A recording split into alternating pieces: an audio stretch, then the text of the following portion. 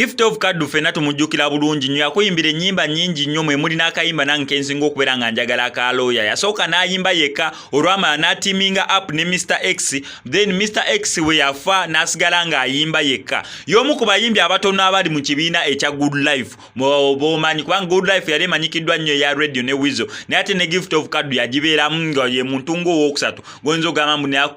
Good Life crew erimu ani n'ani ng'ojja mentioninga radio Weasel omentioninge ne Gift of Kaddu munnange Gift of Kaddu omanyi bagamba enswa wekyusa simanya amaaso nga nawe okyusa envubo musajja wattu agambye sijja kubeera nga nfiira ku bbala limu engeri music ono gyatakyatambula ku speed nze gye mwagala atambulireko kansooke nventuringe mu business endala era nga business gye yatandisewo yey'okutunda ebinyeebwa oba kale mu kutwala ekyangu atunda snacks yatandise okubeera nga akola bu snacks bwe mpolampola atunda ebinyeebwa n'ateekamuko amatooke ganeno waliwo bagabeera amenvu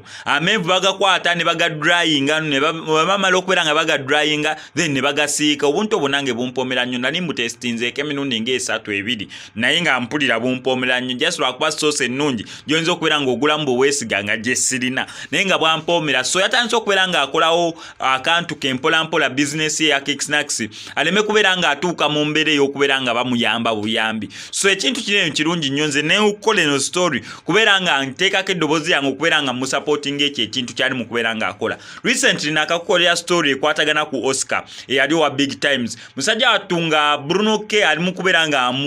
za engulu oba kubeera nga amuddaabulula kubeera nga amufunira obuyambi Gift of Kaddu agambye nedda sigenda tuuka kweyombeera ze kanetandikirawo Cake Snacks zange ntandika okubeera nga nzitunda mpolampola baziyita gifted snacks engeri ye gyali Gift of Kaddu so yatandise okubeera nga azigira mpolampola kirungi ekiriwo nti engeri gyazimarketinzeemu n'engeri gyazipaakingamu nnungi emaketingika oba omanyi waliwo omuntu okugamba natandisewo bizinesi yange yakugira binyeebwa naye nga tolina ngeri gyeyotandika kurifalinga abantu kugenda kugula binyeebwa we oba snacks zonna zaatunda naye nga gyazipaakinzeemu alaga ndowooza bizinesi eno agiyingiddemu ng'ajaga naye yapostinze n'agamba saagala munjajinge kasita ekintu obeera ng'owulira okyagala ng'owulira okyagala ku mutima oba ng'okisobola kibeera kirungi okitryinge out ate oleme nakufiira ku bbala limu gwawulira nti oyagala kufiira ku bbala limu obwavu bugenda kukuluma so kinene bwe kigaanagaanamu ng'ogezaako ekirala wekigaanagaanamu ng'ogezaako ekirala life esigala emovinga on kyekyo Gift of Kaddu kyakoze talinze kubeera nga bamusondera talinze kubeera nga embeera ebijja okusinzira ku kati bweri ate kirabika ali esaidi zeeyo kumwawo tali nnyo walina mu kibuga Kampala nga music nga wakyasetinga okubeera nga atuleetera music omupya asazeewo okubeera nga atandika okutunda ebinyeebwa snacks endala wenjogera ebinyeebwa kiyulukinga fani